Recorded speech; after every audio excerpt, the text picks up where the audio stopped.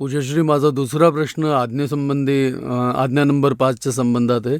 शुद्धात्म्याच्या खात्यात रक्कम जमा करणे या आज्ञेचा मध्ये आम्ही कर्माच्या द्वारे पुण्य आणि पापाचे कर्म बांधतो, जे पुढच्या जन्मी दोन्ही पुण्य आणि पाप भोगावे लागतात.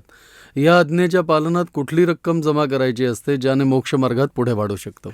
जोवर कर्ताभाव होता की मीच लोकेंद्र सिंग आहे, मीच केलं आहे, चांगलं केलं तर मी केलं होत असतं, बिघडलं तर मरू द्या, मी काय करू, किती सांभाळू, तर कर्ताभावाने आपण रागद्वेष करत होतो. तर कर्ताभावाने कर्म तयार होत होतं. आता कर्ताभाव सुटला तर पुण्य पाप नाही तयार होणार. लोकेंद्र सिंग चांगला करेल तरीही फाईल आहे, समभावाने निकाल केला. लोकेंद्र सिंगकडून वाईट झालं तरीही फाईल आहे, समभावाने निकाल केला. तर कर्ताभाव सुटल्यामुळे कर्मबंधन होत नाही. तर आता शुद्धात्म्याच्या अकाउंटमध्ये काय जमा करायचं आहे, तर आपल्याला प्रचिती वसले की मी शुद्धात्मा आहे, लोकेंद्र सिंग नाही. आता जागृती वाढवूया, अनुभवाची कक्षा वाढेल, अनुभवाचे अंश वाढत वाढत सर्वांश झालात ती रक्कम वाढवायची शुद्धात्म्याच्या अकाउंटमध्ये. प्रचिती तर कृपेने मिळाली आहे, आता जागृती वाढवा. जागृती जेव्हा उपयोगात येईल, कोणी अपमान करेल तर आधी तर अपसेट व्हायचो, माझा अपमान केला, मी काय बिघडवलं होतं. नंतर लोकेंद्र सिंग आपला हिशोब आहे, समभावाने निकाल करा. तर हे सेट करावं लागतं, ती जागृती आहे. आणि हळूहळू डिस्चार्ज अहंकारही संपून गेला. अपमान करणारा जेव्हा अपमान करेल तर आतमध्ये कुणी भोगणाराच नाही राहिला. वाटेल की लोकेंद्र सिंगचा हिशोब आला आहे, उपकारी आहे, निमित्त आहे. आशीर्वाद देऊन आपण समतेत राहू शकलो तर तो उपयोग म्हटला जातो, शुद्ध उपयोग. आणि ती स्थिती म्हणजे तेवढी शुद्धात्म्याच्या अकाउंटमध्ये क्रेडिट वाढेल. अंश अनुभवाचे वाढत गेले, स्पष्ट वेदनेपर्यंत पोचलात म्हणजे शुद्धात्म्याच्या अकाउंटमध्ये क्रेडिट झालं. तर हा आपल्याला पुरुषार्थ करायचा आहे. हे पाप पुण्य बांधायचंही ते तर डिस्चार्जमध्ये जे आहे, चांगलं कामही होतील, वाईट कामही होऊ शकतील. कारण कुणाला दुःख झालं, असा व्यवहार झाला तर त्यावेळी लोकेंद्र सिंगला सांगायचं प्रतिक्रमण कर. बाकी आता पुण्य कमवायचंही नाही, पाप सोडायचंही नाही. जेही आहे पाप पुण्याचा हिशोब डिस्चार्जमध्ये आहे, त्याचा समभावाने निकाल करायचा. आता पुण्य बांधून संसारात यायचं नाही आपल्याला भटक भोगण्यासाठी. पाप आणि पुण्य दोन्ही त्याचा समभावाने निकाल करूया. खरोखर हे कर्मफळ आहे. आणि जेव्हा दान दिलं तेव्हा मी दिलं, लोकेंद्र सिंग मी आत मानत होतो, तिथं पुण्याचं बीज पडत असतं. किंवा दान दिल्यानंतर म्हटलं हे फुकटच दिलं, यांना देण्यासारखंच नव्हतं, तर पाप पुण्याचं काम केलं ते डिस्चार्ज होतं. आणि आतमध्ये भाव बिघडले तर पाप बांधलं. पण कर्ता भावाने पुण्यपाप बांधत असू. आता हा जो कर्ता भाव आहे लोकेंद्र सिंग करतो आहे, त्याचे तुम्ही मालक नाही, तुम्ही शुद्धात्मा झाला तर ज्ञाताद्रष्टा. तर मग लोकेंद्रचा हिशोब, पुण्यपापाचा हिशोब ते फलरूपाने आहे, ते सुटेल प्रयत्न केल्यावर. समजलं का तुम्हाला? महेंद्र सिंग. जय सच्चिदानंद. अच्छा. आरवी काय बोला? हां, निमित्त आणि व्यवस्थित थोडंसं विस्ताराने सांगावं, त्यात डाऊट. निमित्त. हो, निमित्त आणि व्यवस्थित. व्यवस्थित म्हणजे काय की हे सगळे संयोग जुळतात. त्यात आता समजा तुम्ही जेवायला बसलात खाण्यासाठी आणि वाईफने वाढलं तर वाईफ निमित्त म्हटली जाईल. जी भाजी वाढली, भात म्हणजे राईस वाढला, भात वाढला, जेवायचं वाढलं, ताट वाटी सगळं काही दिलं ते संयोग आहेत. पण निमित्ताने आपल्याला मिळालं. तर हे सगळे निमित्त, संयोग, टाईम, स्पेस मिळून जे कार्य झालं आणि महेंद्र सिंगने खाल्लं ते तोंडात टाकलं, हां, ते सगळे संयोग मिळून कार्य झालं. तर हे व्यवस्थित म्हटलं जातं. व्यवस्थित म्हणजे काय? Result of scientific circumstantial evidence. आणि सायंटिफिक सर्कमस्टेन्शियल एव्हिडन्समध्ये किती सगळे संयोगही आहेत आणि जिवंत निमित्तही आहेत. ते निमित्त म्हणजे दिसतं की नाही, हिनं स्वयंपाक केला आणि हिने नाही म्हटलं, त्याने हो म्हटलं, ते दिसतं. पण ते दिसणारं एक निमित्त आहे, पण त्यात अनेक सारी सूक्ष्म ते संयोग आहेत. टाईमही आहे, स्पेसही आहे. आपला नाही, जेवणाचा परमाणूचा हिशोब नाही आहे तर ती गोष्ट नाही सापडत. तर हे सगळे हिशोबवाले आहेत आणि निमित्ताद्वारे पूर्ण होत आहेत. तर आपल्याला हे वाटतं की या माणसाने जेवणासाठी नाही म्हटलं आहे, ते सरकवलं, तो निमित्ताचा दोष नाही, जेवणाचा आपला हिशोब होता. तर हा संयोगाला व्यवस्थित आपल्या कॉजेस प्रमाणे व्यवस्थित आपल्याला फळ देतं कुठल्या निमित्ताद्वारे. पण निमित्त सापडणं ते व्यवस्थित शक्ती गोळा करतं. आपला भोगण्याचा हिशोब, त्याची अपमान करण्याचा हिशोब, आणि मग अपमान करण्याची इच्छा होती, आपला अपमान दुःख सहन करण्याचा हिशोब होता, ते सगळं मिळालं आणि व्यवस्थित म्हटलं जातं. एका व्यक्तीला दोषित मानूच शकत नाही आपण, कारण याने नाही केलं, आपल्या कॉजेसचे आपल्याला इफेक्ट येतात कोणत्या निमित्ताद्वारे. निमित्ताचा दोष नाही. समजलं तुम्हाला? हो, जय जय सच्चिदानंद. सच्चिदानंद. हॅलो, बोला. शुभम. करण सिंग, उदयपूर. बोला. शुभम. हां, बोला बोला. तो क्वेश्चन लिहिलाय. निसर्ग काय, व्यवस्थित काय आहे?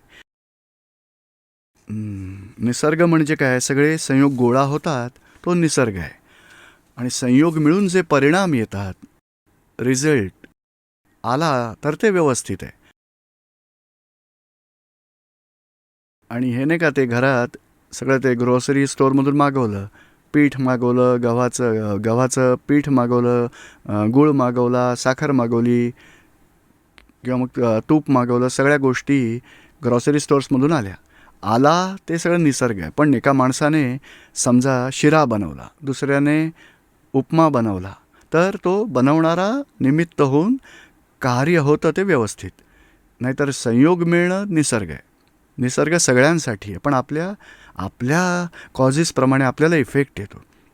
जशी थंडी किंवा उकाडा खूप होतो आहे, तर सगळ्यांना उकाडा टच करतो, तो निसर्ग म्हटला जाईल.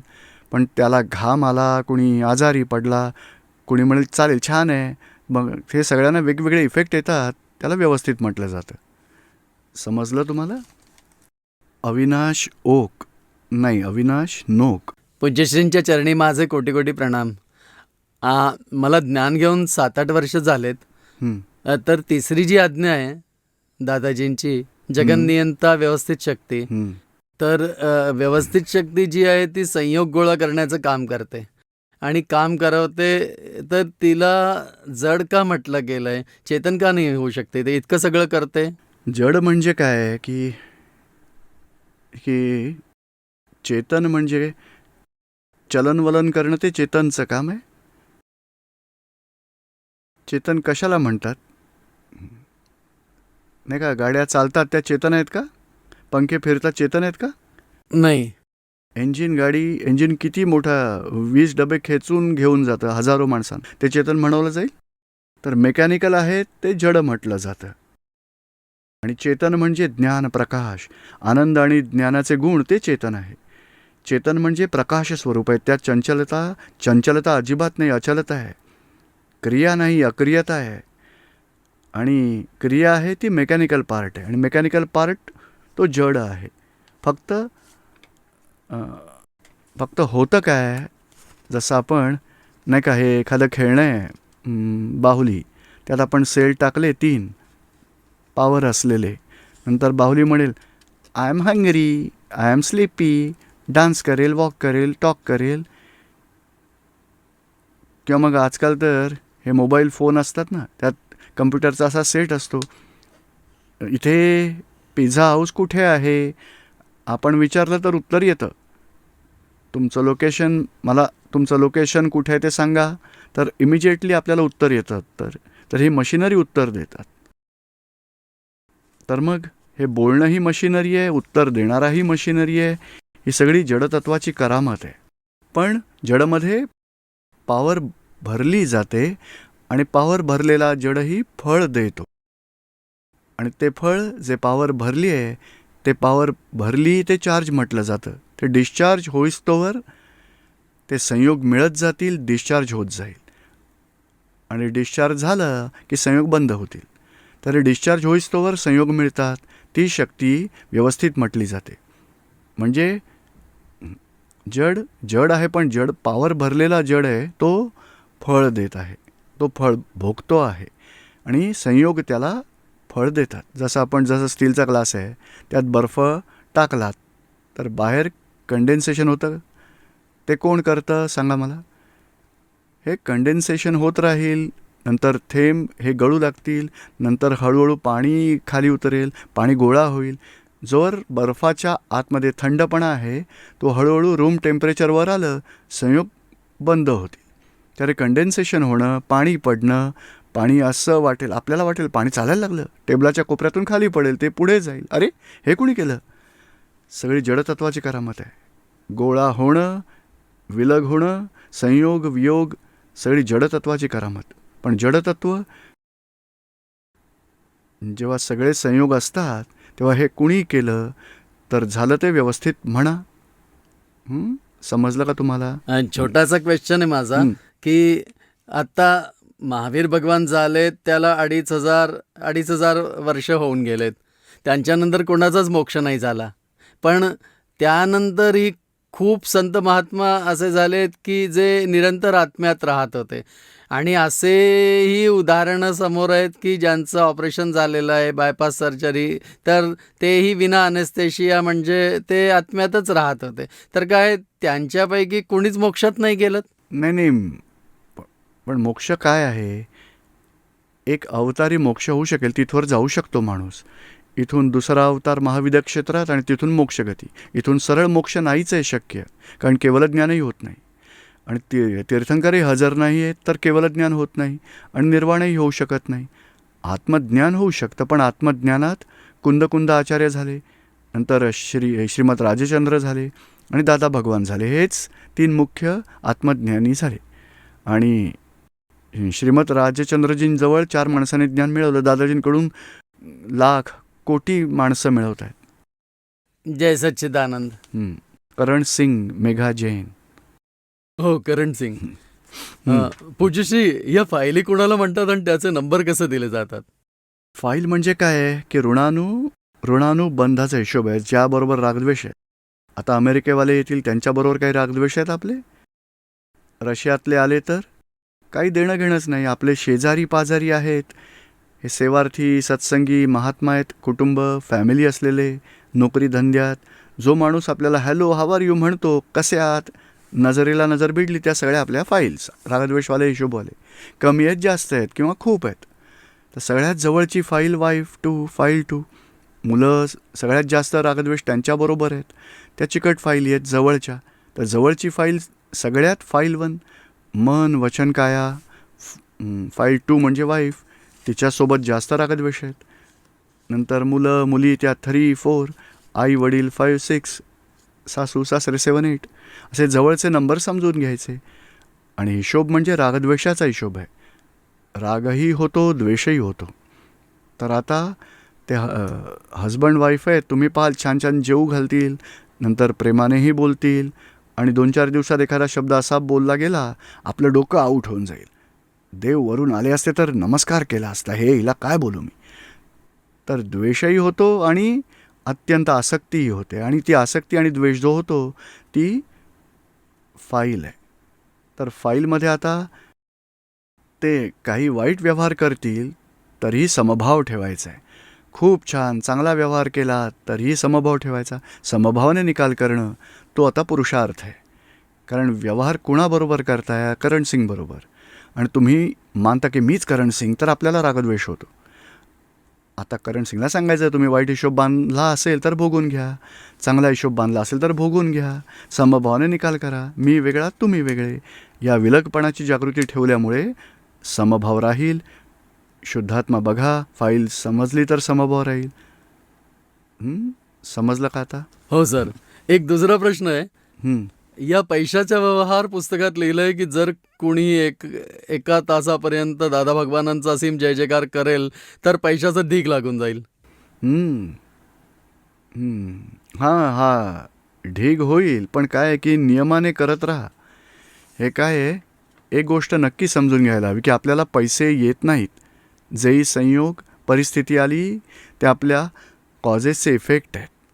तर समता भावाने पूर्ण करायचे आहेत. आपण काय करतो, सगळी धांदल करतो, हे करायला हवं, ते करायला हवं, कसे पैसे आणू, कुणाकडून आणू, काय करू, कसं करू, अप्लाय करू, फ्रेंड्सना भेटू, पैसे द्या, लोन घ्या. ते जेवढंही तुम्ही कराल ना ते सगळं व्यवस्थितला डिस्टर्ब करतं. आणि जो भोगण्याचा हिशोब आहे तो आलेला आहे, आपण नवीन बिघडवतो आहे, डिस्टर्ब करतो. आता नवीन बिघडवणं बंद कसं करू शकतो? स्थिरता तर राहणार नाही. तर दादाजींनी रस्ता दाखवला. 1 तास म्हणा असीम जय जयकार, दादाजी तुमच्यावर सोडलं आहे, तुम्ही सांभाळा, मी शुद्धात्मा आहे आणि फाईलला म्हणायचं असीम जय जयकार तासभर करा, वाईट विचार बंद होतील, हे करायचं हे करू, ती अहंकाराची दखल ती सगळी बंद होऊन जाईल आणि सहजपणे राहाल तर हळूहळू अंतराय पूर्ण होत जातील आणि वाईट कर्म पूर्ण होतील. रात्रीनंतर दिवस उगवेल. वाईट कर्म शांततेने पूर्ण केलेत समताभावाने, चांगला टाईम येईल. तर हा टाईम काढायचा आहे. आपण डिस्टर्ब करतो नाही, रात्री 11 वाजता कधी दिवस होणार, कधी दिवस येईल, लवकर व्हायला हवा, मी खूप वाट पाहतोय. खूप वाट पाहाल तर लवकर दिवस उगवेल? तुम्ही झोपा आरामात, स्वतःहून सकाळी उठाल तर सुरुवात होईल. तर असं या वाईट टायमाच्या वेळेस समताभावाने पूर्ण करायचं आहे. पण समता ठेवायची कशी? तर हा आतला उपाय करा. जेवढे आतमध्ये भाव बिघडू दिले नाहीत, स्थिरता ठेवली, धर्माची आराधना केली तर हा व्यवहार हळूहळू पूर्ण होत जाईल. मेघा जैन, बोला. जसं दादाजी म्हणतात की काहीही होण्याआधी त्याला व्यवस्थित नाही म्हटलं जातं, पण तरीही जी ही तिसरी आज्ञा आहे ना, मी हिला सेट नाही करू शकत नीटपणे, मिसयूज होऊन जातं त्याला. तर मग म्हणजे पुरुषार्थ होतच नाही काही करण्यासाठी, रिलॅक्स राहते, जसं कुठलंही काम करायचं तर होतं असं की व्यवस्थितच आहे. मी काय करू शकते यात?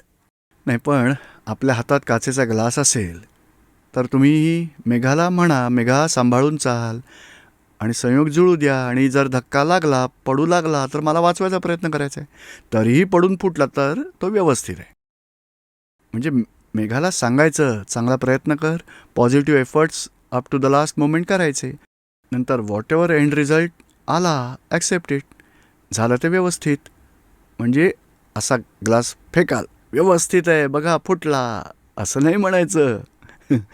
समजलं ना तुम्हाला? हां, बस ज्ञानात राहण्याची शक्ती द्यावी. मी चरणविधीही रेग्युलर करू शकत नाही, त्यासाठी शक्ती द्यावी. जय सच्चिदानंद. जय सच्चिदानंद. जय सच्चिदानंद दीपक भाई. बोला. अनिल सच्चान इंदौर. हो, बोला. 5व्या आज्ञेत शुद्धात्म्याच्या खात्यात रक्कम जमा कशी होते आणि त्यात जमा रकमेचा उपयोग कसा होतो? उपयोग तर काय आहे, कुणाचा अपमान केलात तर त्याला लॉस म्हटलं जाईल. आणि जागृती ठेवली की निमित्त आहे, निर्दोष आहे, तर ते प्रॉफिट म्हटलं जाईल आध्यात्मिक दृष्टीने. कुणाप्रती द्वेष केला तर ते लॉस असेल आणि समभाव ठेवला तो प्रॉफिट म्हटला जाईल. तर प्रॉफिट क्रेडिट कसा होईल? तर हे समभाव. आता कोणी अनिलसाठी म्हटलं, अनिल तर वाईट माणूस आहे, कामचोर आहे, त्याला हटवलं पाहिजे, तर आपण असं काही वाटतं का आपल्याला? हां, आता ज्ञानाने सेटिंग थोडी करूया. आपण अज्ञानदशेत असंच होतं ना, की माझं नाव का घेतलं, मी नाही हटणार, काय कराल तुम्ही, मी नाही सोडणार. तर हा जो परिणाम होतो तो लॉस झाला, मी अनिल मानल्यामुळे आत्म्यापासून दूर झाला, तर यासाठी सगळं संसाराच्या रागद्वेषाचा परिणाम आहे. आता तो लॉस आहे आपल्याकडे, अहंकार, बुद्धी, क्रोध, मान, माया, लोभ. तर आत्म्यापासून दूर झाला तर लॉस म्हटलं जाईल. आणि आत्म्यामध्ये आलात, आत्म्याकडे आलात, तो प्रॉफिट म्हटला जाईल. तर ती रक्कम आता वाढवायची आहे. कुणी अपमान केला, आपण डिस्टर्ब होत जातो, कारण लॉस आहे. आता त्यावेळी समता ठेवली, तप केलं, निमित्ताला निर्दोष पाहिलं, तर तप करण्यामुळे आपण क्रेडिट गेन करतो आणि रक्कम वाढते आपली. तो शुद्धात्मा अनुभव झाला तर तेवढंच क्रेडिट वाढलं. तर शुद्धात्मा अनुभव कशाला म्हटलं जाईल? त्याच परिस्थितीत कोणी माणूस अनिलचा अपमान करेल तरीही आपल्याला टच नाही होणार, परिणाम नाही होणार, भोगवटा नाही येणार, विलग राहू शकू, समतेत राहू शकू, उपकारी मानू, निर्दोष पाहू. तरी शक्ती वाढली, ती क्रेडिट होण्यामुळे रक्कम वाढली आपल्याकडे.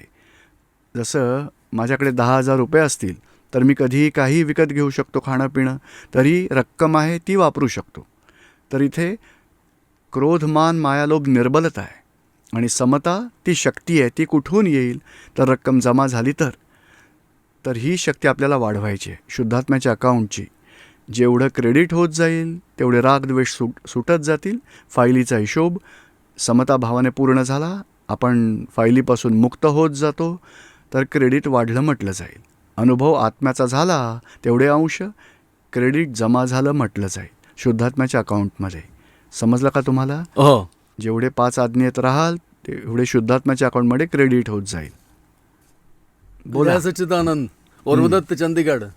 बोला. हाँ, आज आहे पूज्यश्री मला जे दुःख सुख जेही येतं त्या कॉजेसचा इफेक्ट आहे.